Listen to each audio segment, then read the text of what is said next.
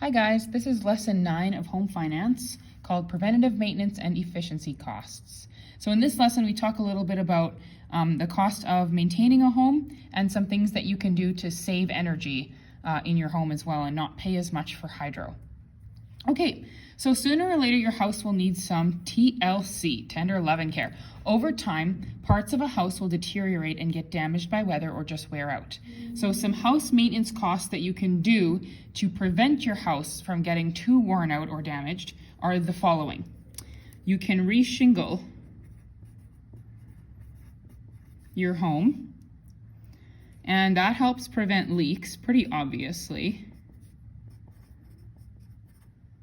And it can prevent damage from happening to the wood in the attic or under the roof or whatever. It can prevent rot from happening as well. Another thing you can do is repaint the outside of your house. So repaint the exterior, and that prevents damage to the outside of the home.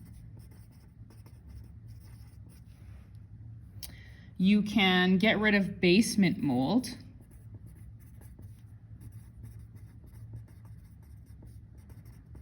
If you're not sure what that is, that's that spotty, interesting, weird colored stuff that shows up in damp parts of your basement on carpeted areas.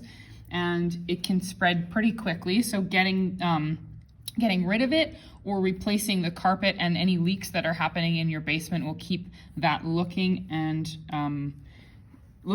and it will maintain the integrity of it as well. Another thing that you can do to the outside of the home is rebuild any wrecked or old fencing.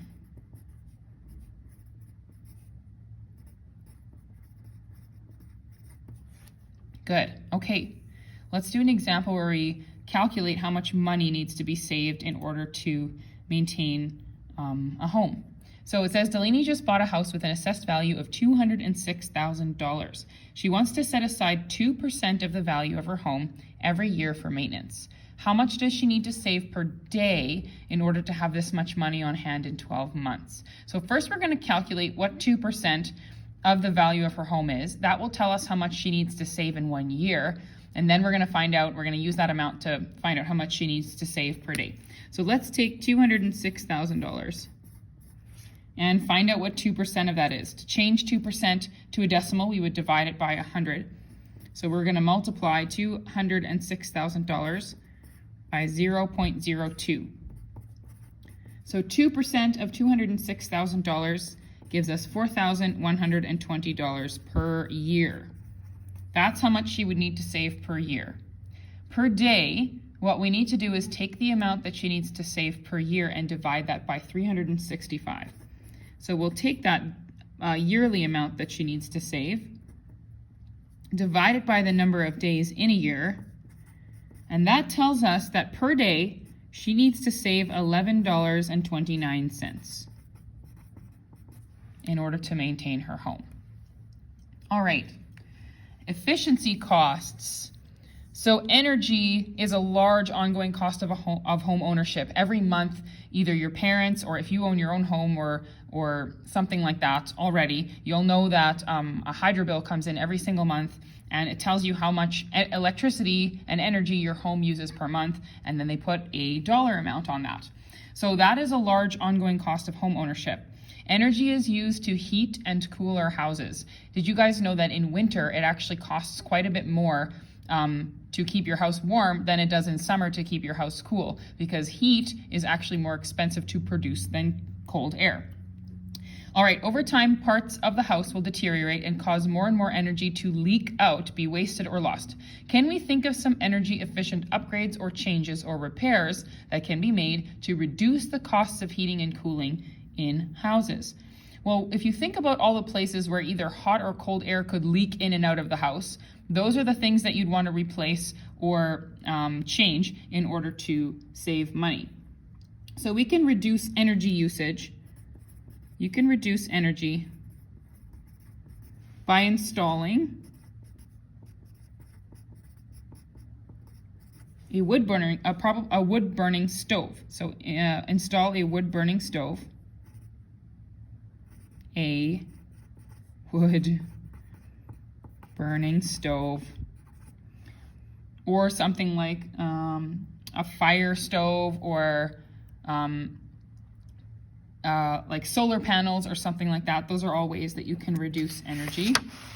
I'm just going to move my page up here. Okay, another way that you can reduce energy from leaking out, or reduce the amount of heat or cold air that leaks out, is to re-insulate your house, or install or replace with new insulation. So if we replace the insulation, replace old with new insulation,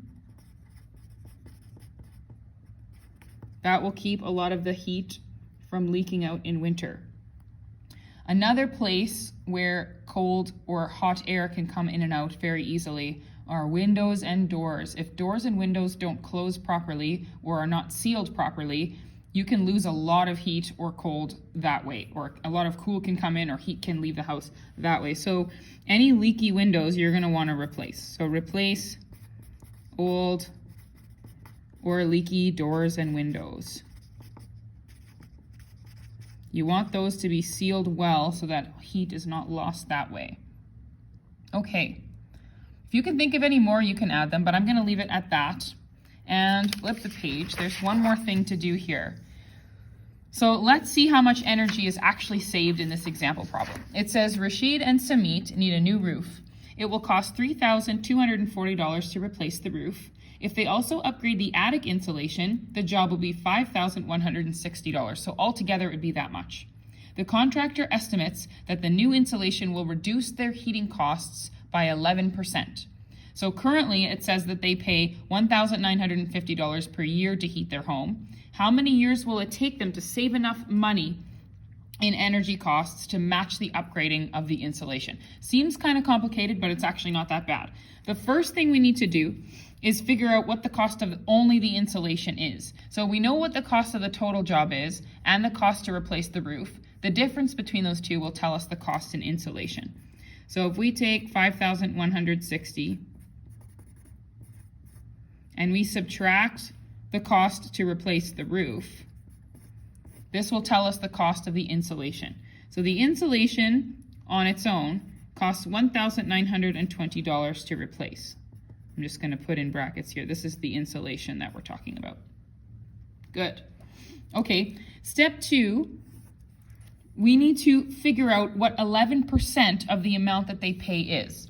So it says that they're going to save 11% on their current costs to heat their home. So if we take the cost to heat their home currently and find out what 11% of that is, multiply by 11% as a decimal, we find out that they're going to save about $214.50 in savings if they replace their insulation.